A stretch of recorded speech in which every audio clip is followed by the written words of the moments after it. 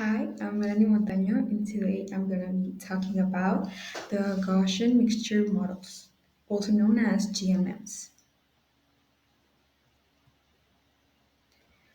Okay, so imagine someone walks up to you and says, "Hey, you, I dare you to separate this candy by color."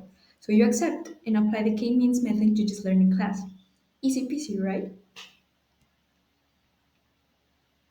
But what about this scenario? Not so easy anymore, right? Poor thing. Okay, so Gaussian models are a way to cluster data based on the idea that each cluster follows a normal distribution, assuming that all data points are generated from a mixture of a number of Gaussian distributions. Think of your data as points in space.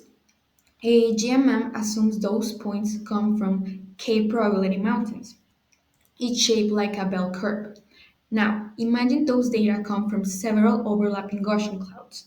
It fits those clouds to the data and then decides with what probability each point belongs to each cloud.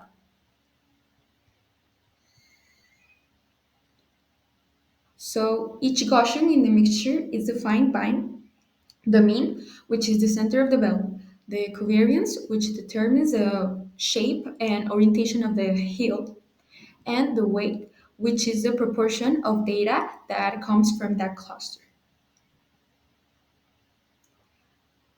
It basically uses a formula for the normal distribution to calculate this bell curve. And the complete model sums all the bell curves weighted by the respective weights, producing a new probability surface that spans the entire data space.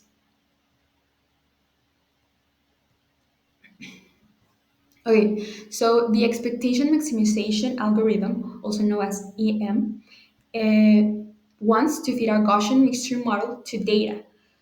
And we use this algorithm as an iterative method that optimizes the Gaussian parameters.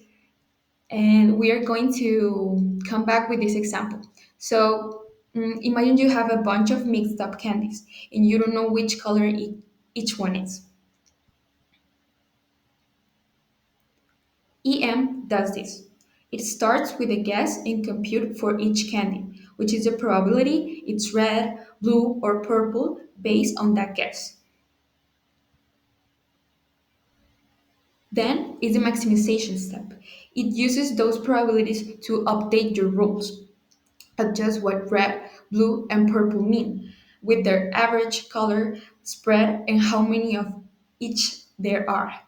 So they better explain what you see. Now, each cycle makes your rules fit the real candy colors better and better. After a few iterations, everything stabilizes. So you've effectively learned which candy belongs to which color without ever labeling them. Okay, so GMM aims to group data when clusters have elliptical shapes, um, also different sizes, or they overlap, offering soft assignment instead of hard labels and modeling the underlying density as the sum of multiple Gaussian distributions. But despite its flexibility, GMMs have drawbacks. They're sensitive to initialization, and can get stuck in local optimity. They assume Gaussian-shaped clusters, which may not suit all datasets, and they incur higher computational costs than K-means. Also, they require you to choose a number of components K in advance, and they risk overfitting when too many Gaussians are used.